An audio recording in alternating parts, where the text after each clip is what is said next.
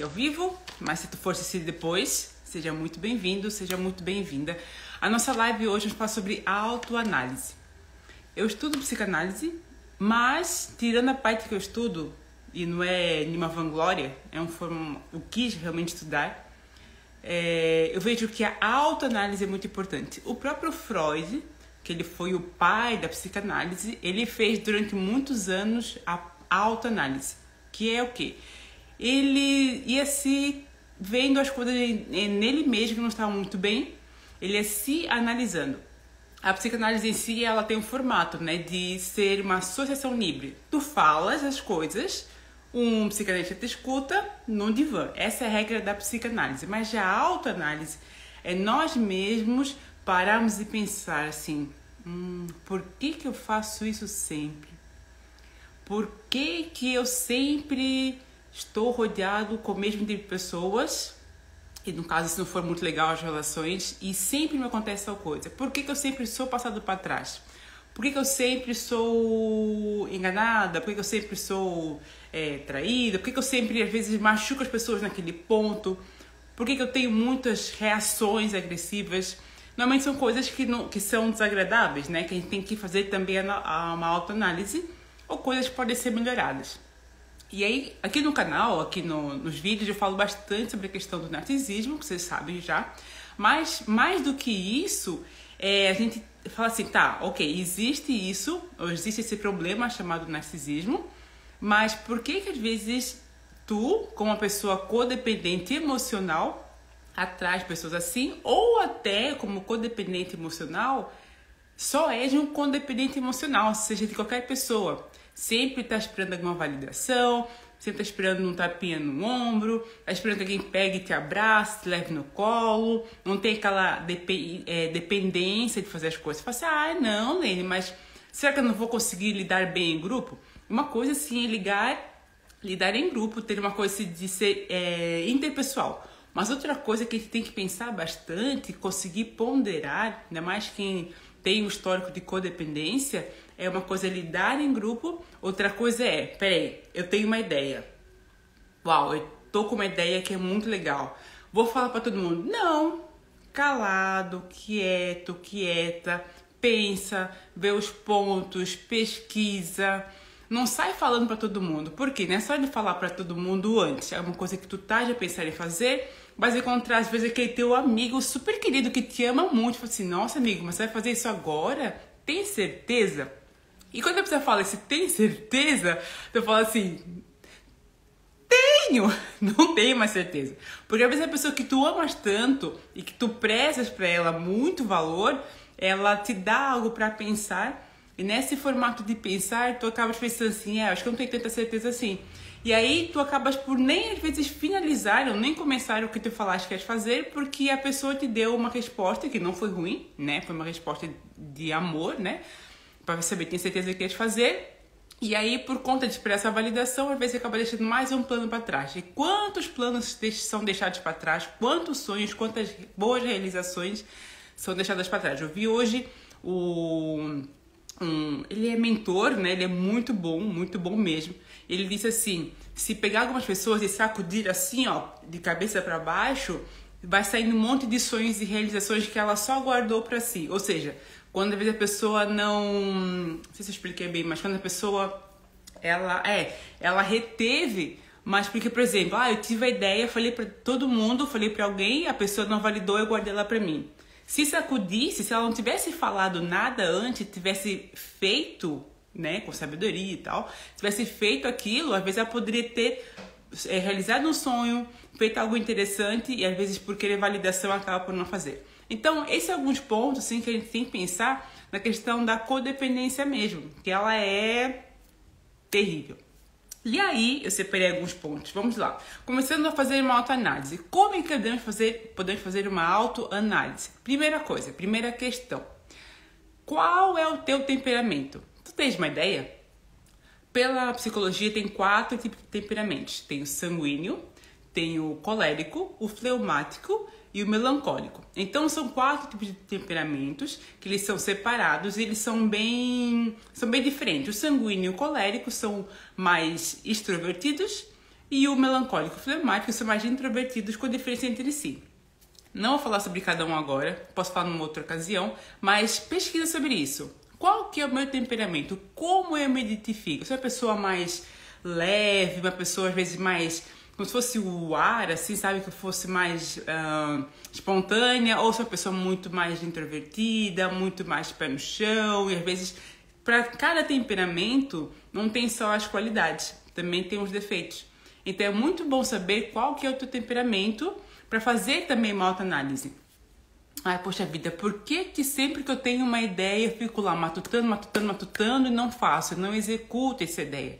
Será que o meu temperamento está trazendo uma influência boa ou ruim? Tá, o temperamento é algo que a gente já nasce. E aí não dá para mudar, mas dá para melhorar. Às vezes, alguns padrões de comportamento que nós temos são por conta da falta de melhorar ou parar de fazer algumas coisas dentro do seu temperamento. E aí, quando tem a interdependência, a conexão com outras pessoas, podemos aprimorar o temperamento e podemos nos entender melhor também com ele. Então, o temperamento também é muito importante. Sanguíneo, colérico, flemático e melancólico. Dá uma pesquisa lá, depois a gente conversa sobre isso. Segunda pergunta que podemos fazer sobre autoanálise. Esse não é tão divulgado, mas quem conhece tem um perfil chamado Corpo Explica vai saber.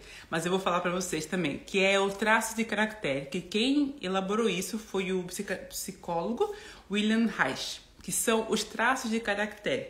O que são os traços de caractere? O teu corpo, pela definição de William Reich, ajuda a entender como é que tu funcionas. Por exemplo, eu vou falar bem por cima, tá? Tem inclusive uns vídeos lá no meu canal falando sobre cada um dos tipos de corpo. Isso também é interessante para fazer uma autoanálise de comportamento.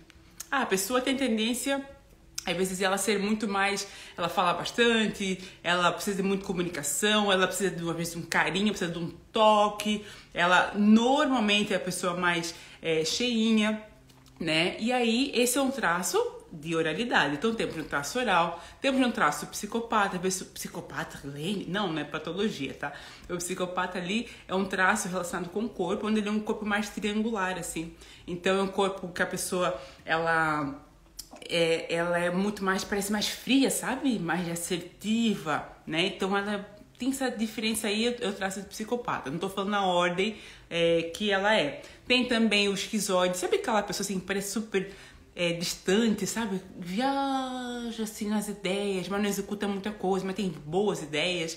Normalmente ele é uma pessoa assim que tem aquele estereótipo do nerd, da nerd. Ele tem o traço mais do esquizoide. E aí tem o traço também do masoquista, é um corpinho mais reto, às vezes bumbum mais comprimido, uma pessoa que às vezes guarda muita coisa, ela é super leal também, tem um ponto muito grande dela, mas às vezes agora até as emoções, é o traço de caractere do masoquista. E tem o rígido, que sabe quem é rígido? Pela análise que foi feita uma vez, o Rodrigo Hilbert faz 1 trilhão de coisas. É bonito, é pai, é marido, cozinheiro, mecânico, faz crochê, dá aula de francês, assim, ele faz tudo. O rígido tem muito essa coisa assim de ele quer fazer muitas coisas porque no fundo ele é meio que competitivo. Então a rigidez faz isso também, ela acaba trazendo esse traço. Então, para cada traço de caractere, podemos analisar também nosso corpo. Como que eu sou nesse ponto?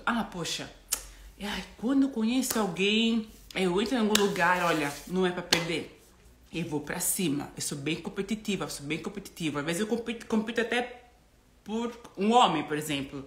Eu e mais uma mulher, eu quero aquele homem, eu quero. Então, pode ter o traço de rigidez. A pessoa, ela precisa muito, às vezes, da presença, do toque da pessoa. Se for exagerada, ela fica até meio demais, né? Mas pode ser um traço de oralidade, ela tem essa coisa nela. Ela gosta de estar junto também, o que é muito legal, gosta de comer, gosta de estar junto com o pessoal. Ela pode ser aquele traço da psicopatia, por exemplo. Olha só, sabe quem tem muitos traços, e tudo não é patológico, tá, gente? É o traço caractere. Quem tem muito esse traço caractere do psicopata, dependendo do corpo, lógico, tem que analisar. Às vezes é uma pessoa que é mais fria, ela pode ser um bom médico. Porque se o médico for bonzinho, vai ter dó de cortar a pessoa, não dá, né? Tem que ser frio, olha, vai lá, pinça, bisturi, já vai fazendo isso com a pessoa, faz cirurgia, enfim. Então, os traços de caractere também são os pontos para nos ajudarem a pensar por que que eu ajo assim? Tá, como é que o meu corpo é?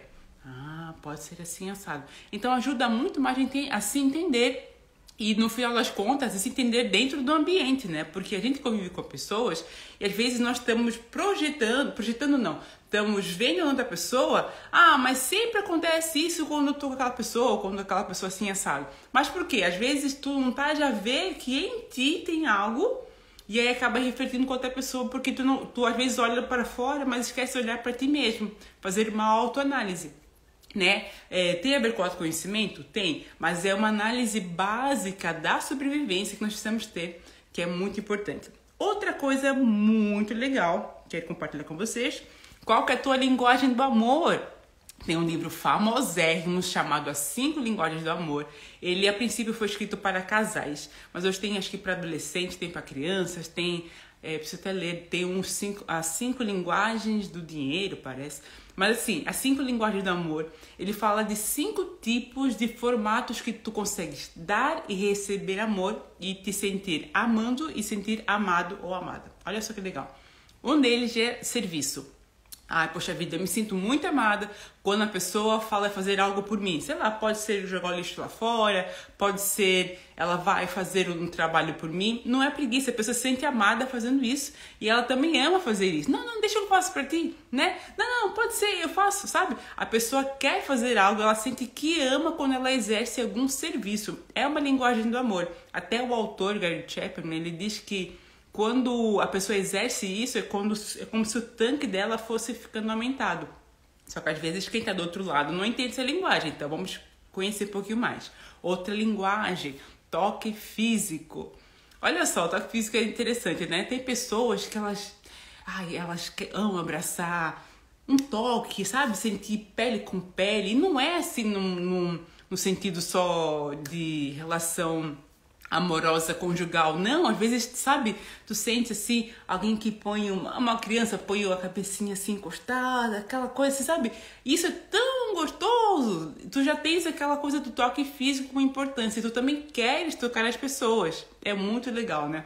Outra coisa interessante também nesses 5 linguagens do amor, tem o presente. Tem pessoas que naturalmente elas gostam de dar presente e gostam de receber presente como linguagem do amor. Olha só, também é uma linguagem muito importante. Outra linguagem que deixa eu ver aqui da minha anotação, palavras de afirmação ou elogios. Tem gente que funciona na base de elogios. Eu lembro que eu convivia com umas pessoas que bem próximas, né? E eu não sabia, quando fui ler esse livro, falei, eu vou usar junto com elas. Mudou-se da água pro vinho, porque elas tinham a palavra de afirmação e outra era toque físico, como a linguagem do amor. Então se sentiram muito mais amadas. Mesmo não sendo a minha linguagem. Se fizer um elogio, tudo bem, ok. Mas não é o que enche meu tanque, mas para elas precisava ser. E por isso que a gente pensa assim, pra mim não funciona, então não vou fazer. Só que o amor não é só na base de nossa, né? Às vezes dar amor é melhor, aliás, é tão bom quanto receber, então a gente pode pensar no próximo também. E aí o outro é o tempo de qualidade, esse também é bem legal. Tempo de qualidade é aquela pessoa que ela se sente amada quando ela sabe onde ela vai. Olha, ela vai ali no parque junto com a amiga e vai ficar, sem pressa. Vai conversar, vai ficar olhando o sol. Eu lembro que eu tenho um amigo que ele é muito massa, ele ia no cinema, ele ficava até saírem todas as letras do casting. Ele não tinha pressa, era tempo de qualidade, ele dava valor aos amigos dele dessa forma.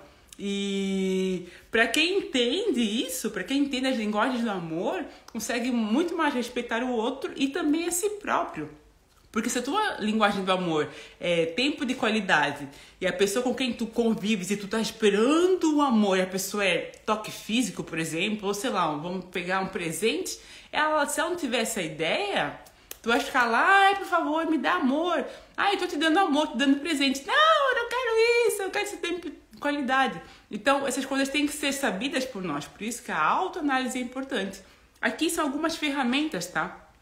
Tem muito mais no mundo, muitas teorias, tal, mas aqui são ferramentas básicas da autoanálise de comportamento e de personalidade. E outra, essa aqui é algo que eu estou estudando há um tempo e é muito legal. isso aqui também dá pano pra manga, é saber em que camada da personalidade tu estás. Essa da camada da personalidade é uma temática, um artigo que o professor Olavo de Carvalho escreveu. E depois o professor Ítalo Marcillo, psiquiatra, ele tem cunhado esse artigo, eu acho fantástico. E aí o que ele fala? Sobre as camadas da personalidade. As camadas da personalidade são 12, né, que ele enumera. E aí, nessas camadas, ele procura trazer para cada pessoa em que camada tu estás. Olha só, diferente daquelas outras 3 ferramentas que eu falei, a da camada da personalidade, ela tem alguns estágios que deveriam acompanhar a nossa idade cronológica. Então, lá na infância, nós estamos na média da primeira, da segunda, terceira camada, é quando tá ali já, eu não quero errar na idade, assim, mas ainda é aquela criança que ela tem ainda muita dependência de um cuidador. Quando ela passou dessa fase, ela tá, mas não é adolescente ainda, mas já tá naquele intermeio, ela entra na 4ª camada, que ela tem uma dependência de validação. Por isso que a criança, gente, ela não dá para ser independente de cara. Ela tem um tempo.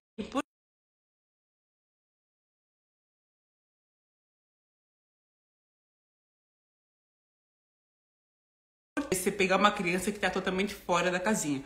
Então, assim, às vezes os pais eles querem deixar as crianças desde pequena muito independentes. Vai lá, filho, faz o que você pensa, se valida. Só que a criança nessa fase, ela tem que ser validada para depois ela criar aquela autoconfiança, porque ela veio igual um HD, né? Ela não vem sem nenhuma informação. Ela começa a ganhar autoconfiança e conforme ela cresça, ela vai amadurecendo até conseguir se desvincular da espera de uma validação externa. Ela começa a se validar quando ela fica mais adulta. E aí, o que acontece? Então, a primeira, segunda, terceira camada é essa fase da infância.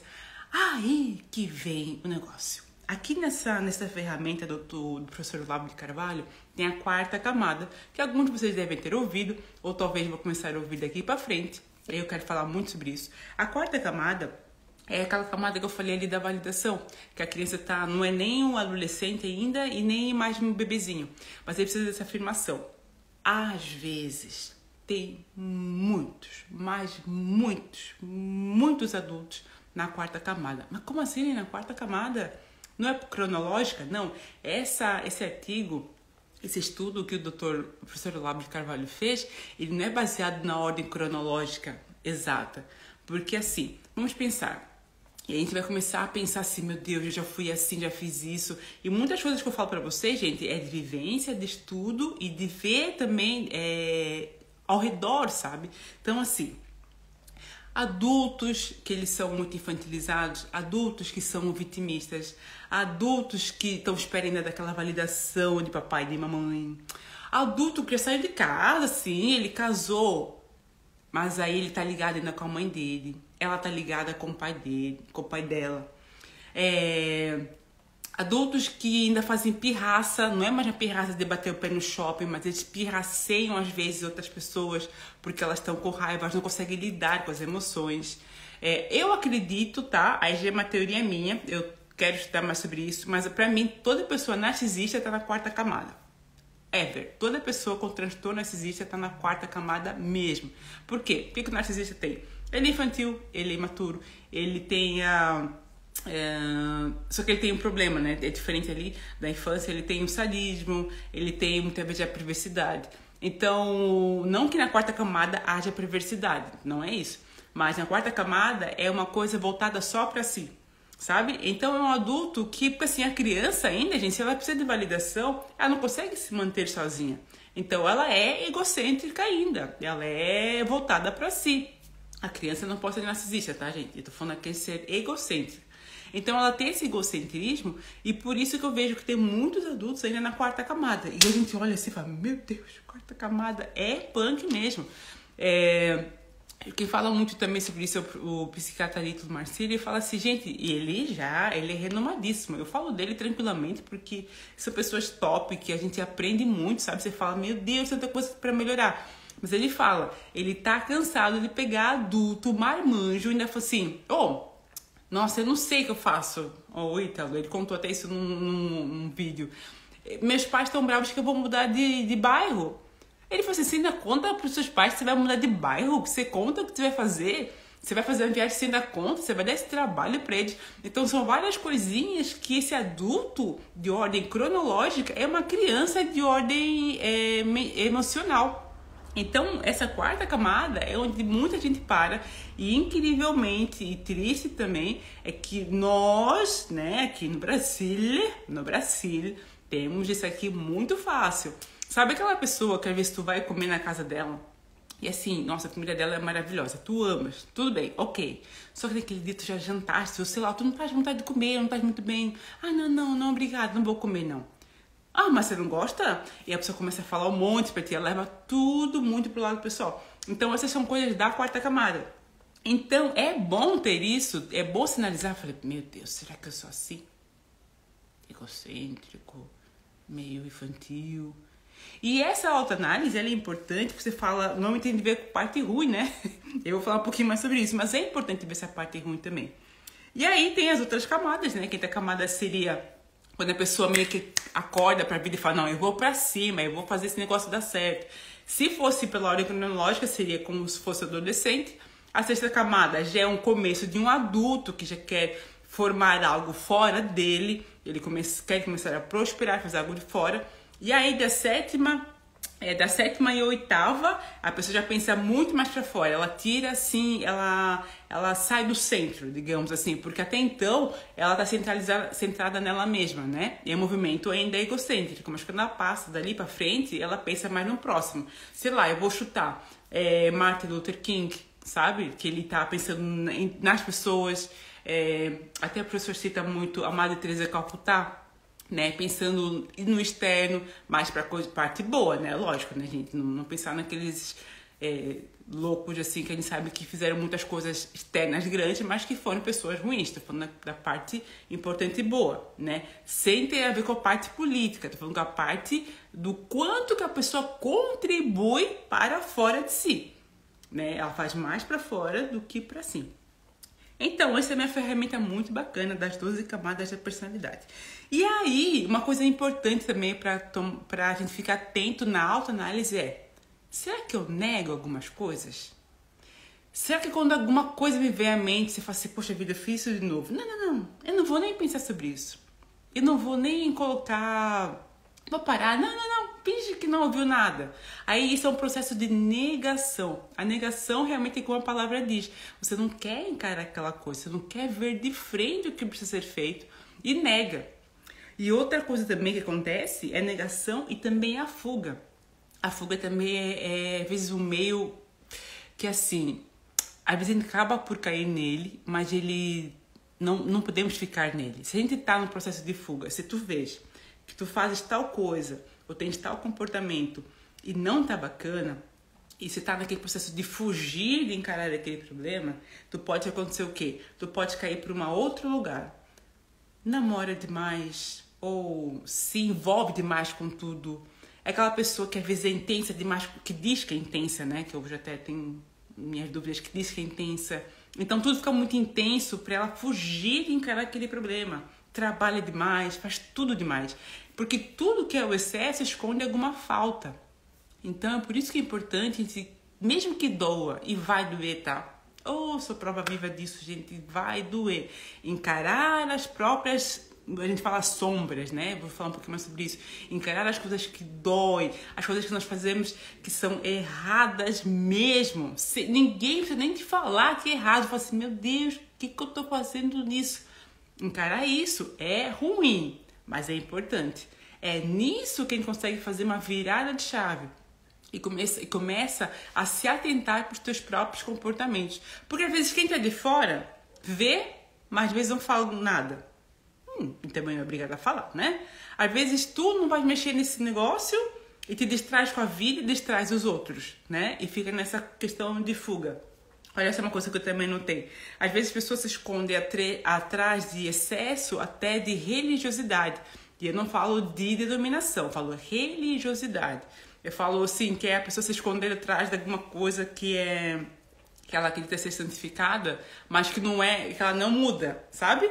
A pessoa diz que está no caminho, ou está ali no caminho, conhece a coisa, mas ela não muda porque algo vai me defender. Se fosse assim, sabe? Que se a cruz fosse me defender. Só que lá atrás, às vezes, da cruz, ou da própria religião, dos próprios dogmas, ela tá com a vida toda zoada. Tá tudo virado, como dizia meu papi, tá tudo virado no alho, mas não tá nada bom. E a pessoa tem que também encarar. Então, tudo que é o excesso esconde alguma falta. E aí, o Jung, ele fala muito sobre uma questão das sombras, né? Paul Jung... Ah, meu Deus. O Jung, ele fala sobre tudo que nos irrita pode nos levar a uma maior compreensão de nós mesmos, né? Então, começa a reparar... Carl Gustav Jung. Lógico, não era Paul. Meu Deus, eu não consegui ter o Paul. Ato falho. Mas, assim, tudo que nos irrita... Tudo que você fala assim, eu fiz de novo esse negócio, não gosto disso. Tudo que isso ele esconde alguma sombra, que é alguma coisa que pra nós não é legal. E assim, gente, a gente sabe que nós somos seres humanos, né? Nós estamos aqui cada vez mais para crescer e amadurecer. Só que ao mesmo tempo, nós sempre vamos ter aquelas coisas em nós que não são boas. Mas a intenção é o quê? A gente prosperar também nesse sentido. Eu acredito que a prosperidade, ela também é no sentido das suas emoções, no sentido da tua natureza. Sabe aquela pessoa que tu conhece há muito tempo e ela te vê depois de muito tempo assim, uau, como tu tá? Sabe? Ela tem aquele prazer de estar contigo porque tu melhoraste. E sabe aquela pessoa que faz tempo que tu não vês e que ela parece que se afasta de ti? Às vezes aquela pessoa, ela, sei lá, houve alguma coisa que repeliu, né? Alguma coisa que não fecha mais. Então, porque a gente vai procurando melhorar. E ao mesmo tempo que a gente vai procurando melhorar, vamos partindo da sombra, a gente vai começando a pensar, bem, esse ponto aqui, Deus me ajuda. Tanto que na autoanálise, a gente tem que pensar o seguinte, ó. Aqui eu falei de ferramentas que dá pra ver parte de comportamento, certo? Só que tem coisas, tem mais partes, assim, que elas são um pouquinho mais inacessíveis. Nós temos o nosso consciente. É como se fosse um iceberg. Tem a pontinha dele assim, sabe? Tudo bonitinho, um iceberg. Aí tu vê lá embaixo, um negócio enorme, que no caso é a raiz dele. Ali está o inconsciente. E tem ali o meio desse consciente ali, que acontece. O que é visível é o que nós temos como consciência. Eu sempre, sei lá, agora fugiu o exemplo, mas sempre faz tal coisa conscientemente. Poxa vida. Tá, mas por que será que eu faço isso? É quando o nosso olho, ele enxerga um pouquinho abaixo da água. Aí tá o meio. E quando é abaixo disso, que o nosso olho natural não consegue enxergar, já é o inconsciente. E para nós acessarmos, tem algumas formas. Ou é através, por exemplo, da psicanálise, né? Do tratamento. Porque ele vai te fazer várias perguntas que vão te trazer momentos de catarse. Catarse é quando você fala assim, é por isso que eu faço isso. Porque veio algo, foi puxado algo através de uma pergunta, de uma palavra, de um sonho também, que ele te traz à memória o que tá pegando, que aí conseguiu acessar o inconsciente. Eu também tenho pra mim certeza, tá? Os sonhos ajudam muito, os sonhos são muito importantes, eles também trazem algumas coisas do nosso inconsciente. Às vezes são desencaixados, tá? Não são todos os sonhos, acredito, mas sempre, tanto que o Jung e o Freud falam muito disso. A Bíblia tem muita gente que sonhou, teve Daniel, teve José, teve o próprio sonho de José, o marido de Maria. Então, os sonhos também são muito importantes, nós estamos alerta, né? E também, gente, fugiu agora, perdi. Pensar assim como, pedir para Deus, e gente, façam isso, sério, fala, Deus, me mostra por que eu sempre tenho, por exemplo, esse pensamento assim, sei lá, de lascívia, de avareza. Me mostra no meu inconsciente, traz à tona. Porque assim, né?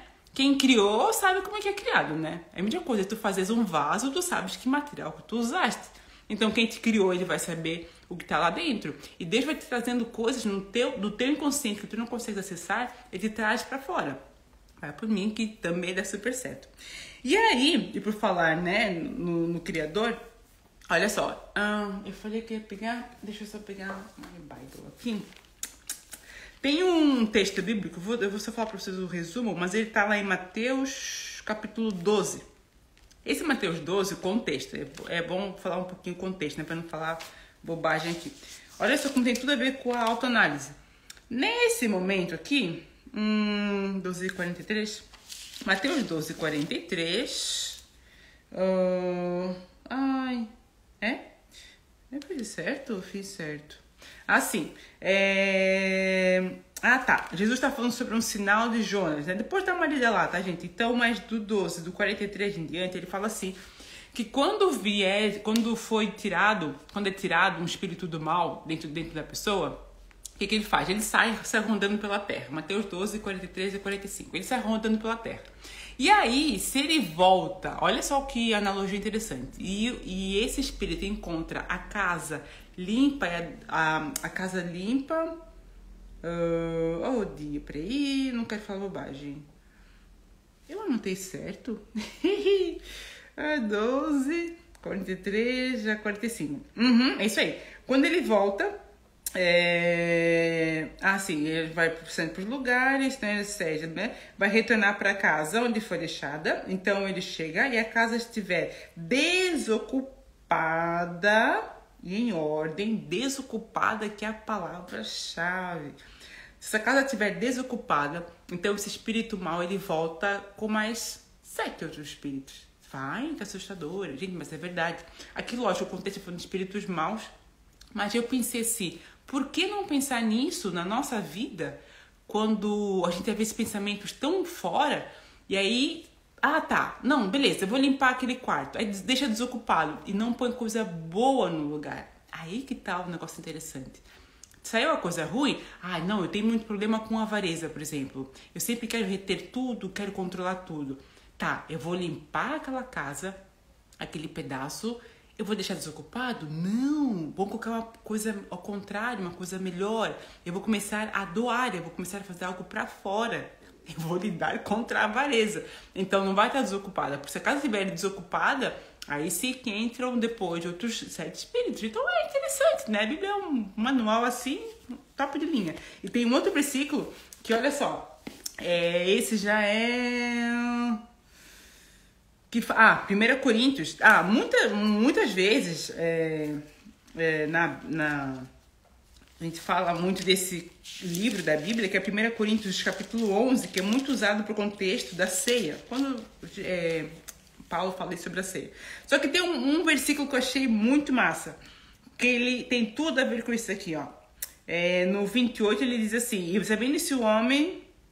No caso, fala homem, examine a si mesmo para comer e beber do copo, né? Para todo o que comer e beber sem reconhecer o corpo do Senhor, come e bebe julgamento sobre si mesmo. Isso é porque muitos entre vocês são fracos e doentes. E há um grande número de vocês que estão meio que dormindo. Mas, se vocês julgarem a vós mesmos... Vocês não virão a julgamento. Não tem aquela frase lá, aquele clichê?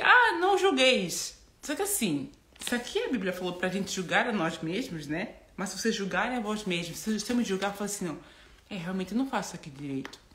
Isso aqui não é legal. Eu tô me julgando. Se eu me julgar e nisso eu começar a procurar melhorar e limpar aquela casa e ocupar com bem... Aí sim eu não serei julgada. Olha que maravilhoso. Então a própria Bíblia fala, examine-se a si mesmo. A gente tem que se examinar. Porque eu acredito muito assim que quando Jesus e Deus criou tudo, ele não deixou a gente só à toa na vida. E ele não quer que a gente fique assim, sabe? Aos trancos e barrancos. Fica que a gente cresça. Por quê? Para chegar no momento...